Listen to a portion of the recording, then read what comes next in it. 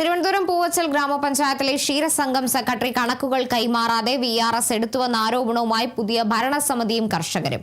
ക്ഷീരോത്പാദന സഹകരണ സംഘത്തിൽ സാമ്പത്തിക ഭരണപരമായ വിവരങ്ങളോ സ്റ്റോക്കോ കണക്കുകളോ കൈമാറാതെ സെക്രട്ടറി ഏകപക്ഷീയമായി VRS എടുത്തുവെന്നാണ് പരാതി. കണക്കുകളും പണവും കൈമാറാത്തതിനെ തുടർന്ന് കർഷകർക്ക് നൽകേണ്ട പ്രതിവാര പേയ്മെന്റ് മുടങ്ങുമെന്ന ഭീതിയിലാണ് നാട്ടുകാർ. നിലവിൽ പശുക്കൾക്കുള്ള തീറ്റയോ വൈക്കോലോ കാൽസ്യമോ ഒന്നും തന്നെ സംഘത്തിൽ സ്റ്റോക്കില്ലെന്നും ഇതെല്ലാം ക്ലിയർ ചെയ്താണ് സെക്രട്ടറി പോയതെന്നും കർഷകർ കുറ്റപ്പെടുത്തുന്നു. സംഭവത്തിൽ ഡയറി ഡെവലപ്മെന്റ് ഡെപ്യൂട്ടി ഡയറക്ടർക്കും പോലീസിനും കർഷകർ പരാതി നൽകിയിട്ടുണ്ട്.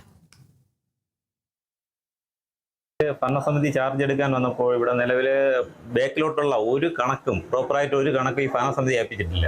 എന്നുവെച്ചാൽ അഡ്മിനിസ്ട്രേറ്റർ ആണ് ചാർജ്. ആ ചാർജ് ആ മേഡം പോലും അതിന് തയ്യാറായിട്ടില്ല. ഇപ്പൊ തുടങ്ങിയ വിഷയമല്ല ഇത്. മുൻകാലങ്ങളിൽ ഈ വരുന്ന ഭരണസമിതി അട്ടിമറിച്ച് ഈ സെക്രട്ടറി എന്ന് വെച്ചാൽ സെക്രട്ടറിയുടെ സ്വന്തം നിലനിൽപ്പിന് വേണ്ടി വരുന്ന ഭരണസമിതികളെ അട്ടിമറിക്കുക എന്ന് വെച്ചാൽ അവരെ ഇഷ്ടക്കാരെ മാത്രം ആ ഭരണസമിതി നിലനിർത്തി എന്ന് വെച്ചാൽ 5 വർഷം തികയ്ക്കുക.